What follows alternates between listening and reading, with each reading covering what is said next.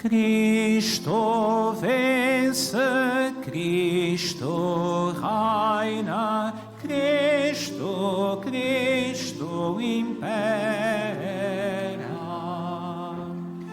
Cristo vence, Cristo reina, Cristo, Cristo impera.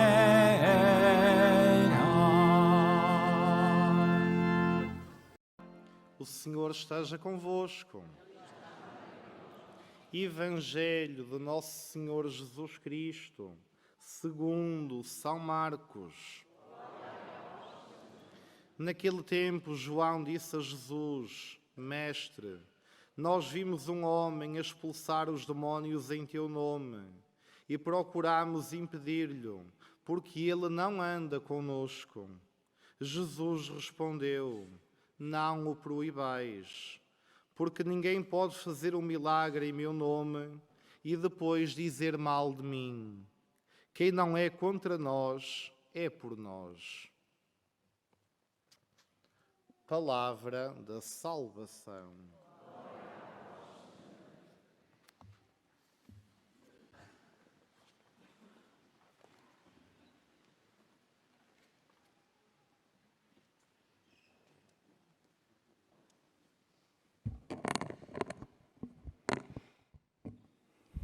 Caros irmãos e irmãs, hoje a nossa liturgia da palavra vem com certeza cada vez mais a ensinar-nos como devemos viver uma vida pautada pela graça de Deus. Quando nós escutamos com certeza esse Evangelho, o que será que suscita na nossa consciência? Quando Jesus, no final dele, vai dizer que quem não é contra nós, é por nós? Na realidade em que muitas vezes experimentamos no dia a dia, corremos também uma tentação de pensarmos que muitas vezes, pelo fato de sermos cristãos, somos mais importantes que outros que não creem, ou que creem diferente do que nós. No entanto, nesse Evangelho está principalmente dizer para nós, bem explícito, que não podemos impedir que outras pessoas, ou criticar que outras pessoas façam o bem só pelo fato de elas não pertencerem ao nosso grupo ou à nossa igreja. Aqui, João vai chegar até Jesus para dizer: vimos o homem expulsar demônios em teu nome, mas nós procuramos impedi-lo, porque não faz parte do nosso grupo.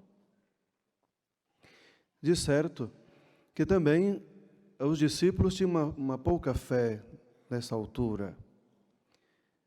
E também poderiam ter um sentimento de ciúmes, até mesmo de inveja, por não conseguirem expulsar certos demônios. Então, às vezes, acontece também na nossa vida, quando nós gostaríamos de ter um certo tipo de dom, quando gostaríamos de experimentar algo que os outros também experimentam, muitas vezes podemos trazer em nós certos sentimentos. Por que os outros conseguem e eu não consigo? A palavra do Senhor hoje ensina-nos dois pontos muito importantes. O primeiro é este, que nós não devemos nunca achar melhor do que os outros, só pelo fato de que os outros que fazem o bem, mas não são do nosso grupo, muitas vezes criticarmos. Não podemos criticar as pessoas pelo bem que fazem, independentemente da crença delas ou da cultura delas.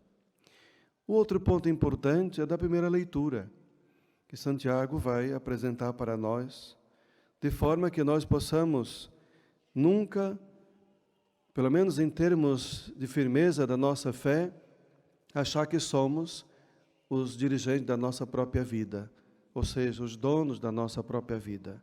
Eu faço sempre aquilo que quero, porque a vida é minha.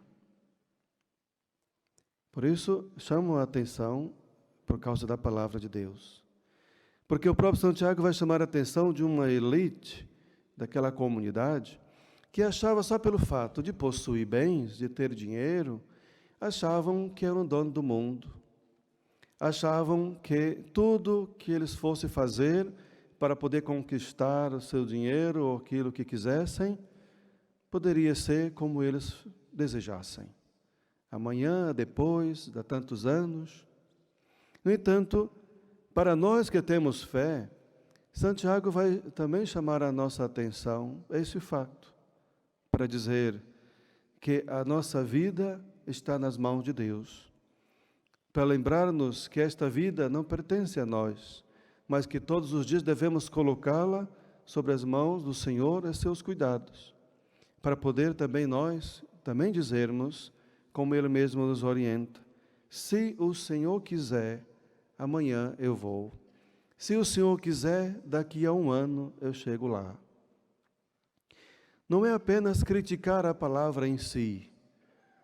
Não é assim, só apenas por criticar, se eu digo ou não digo, se Deus quiser, se Deus não quiser. A questão é a intenção interior de como eu digo ou como eu falo esta palavra. Se eu tenho consciência de que a minha vida está nas mãos de Deus e que tudo depende dEle, então, não é pelo fato de eu não dizer que se Deus quiser, que eu não tenha fé ou que eu não confie nele, mas para aqueles que realmente se colocam sempre sob a proteção divina e, sobretudo, colocam a sua confiança nas mãos do Senhor, sim, podemos dizer, livremente, por causa da nossa fé, por causa da nossa confiança no Senhor e esperança nele. Se o Senhor quiser, amanhã conseguiremos, daqui a 1 ano também conseguiremos, seja como for, mas que seja feito segundo a vontade do Senhor. Então é importante que nós meditemos nessas palavras, porque ajuda-nos a poder também pensar, não apenas nas palavras que dizemos, mas com aquilo que nós sentimos dentro. Porque quando nós sentimos que confiamos no Senhor, sabemos sim que andamos, segundo a sua vontade. E se Ele quiser, é claro, será cumprida a sua vontade em nós. Então, meus queridos irmãos e irmãs, tanto Santiago como também o próprio Jesus vai nos ensinar esse caminho importante. Porque tanto uma leitura como a outra traz um ponto também que faz uma ligação importante quando se trata do bem.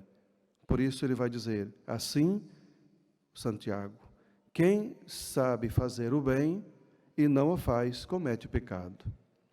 Jesus também chama a atenção pelo fato de que fazer o bem aos outros é algo muito importante, em que a partir do Concílio Vaticano II, a Igreja também frisou que não somente nós que cremos em Jesus, mas todos aqueles onde o Espírito Santo age, porque nós não temos o monopólio do Espírito de Deus, porque o Espírito sopra onde quer, também podemos dar graças a Deus quando vemos alguém que não pertence à nossa igreja, ao nosso grupo, fazer o bem. Então, é importante ver também aquela palavra que diz o próprio Jesus. Onde 2 ou mais estiverem reunidos em meu nome, eu estarei no meio deles. Então, o que conta aqui, meus irmãos e minhas irmãs, é justamente esse ponto crucial de que Jesus veio para trazer esse reino. O reino do bem, o reino da paz, o reino do perdão, em que não apenas nós somos detentores, mas também outros que estão abertos a esta graça, podem também fazer e realizar, se for da vontade de Deus e em nome do Senhor. Então, a nossa liturgia, por ser pequena, mas é muito rica, porque quer sempre ensinar para nós o caminho verdadeiro que nos leva à felicidade plena. Porque a verdadeira felicidade não está em possuir os bens. A verdadeira felicidade não está em ter muito dinheiro, em ser rico, como muita gente pensa que por ser rico é feliz. Engana-se. Porque a verdadeira felicidade está naquele que confia no Senhor e naquele que faz o bem aos outros e sente-se feliz por isto. Por isso, podemos resumir. Algumas pessoas dizem, sou feliz porque quando faço os outros ser felizes. Esse é o caminho do cristão, esse é o caminho que o Senhor nos ensina a fazer, para percebermos e sentirmos verdadeiramente felizes, quando estamos fazendo algo útil para a felicidade dos outros, e não por aquilo que eu tenho, porque tudo aquilo que eu também conquistei também é importante, no entanto, não nos dá a verdadeira felicidade. Então, coloquemos nas mãos do Senhor toda a nossa vida, o nosso presente, o nosso futuro, o dos vossos filhos e da nossa sociedade, para que descubram a cada dia o que significa verdadeiramente ser feliz. Mas também não esquecer que quando nós caminhamos sobre a sombra do Altíssimo, caminhamos com certeza com uma esperança mais firme de que nós conseguiremos com a graça de Deus. Uma coisa é caminhar com o Senhor, uma coisa é confiar no seu amor, outra coisa é confiar naquilo que temos, ou achar que podemos conquistar tudo por aquilo que nós temos e possuímos. É totalmente diferente, porque quando caminhamos sob a graça de Deus, com certeza caminhamos nessa esperança de alcançar segundo a vontade do Senhor. Então, que Ele ilumine os nossos passos, nos conceda a graça do discernimento para poder cumprir aquilo que Ele quer e espera na nossa vida. Seja louvado nosso Senhor Jesus Cristo. Agora, demos graças a Deus com os casais que hoje celebram suas bodas de prata. Vamos rezar junto com eles, pedindo a proteção divina para que eles renovem o seu sim diante desse altar.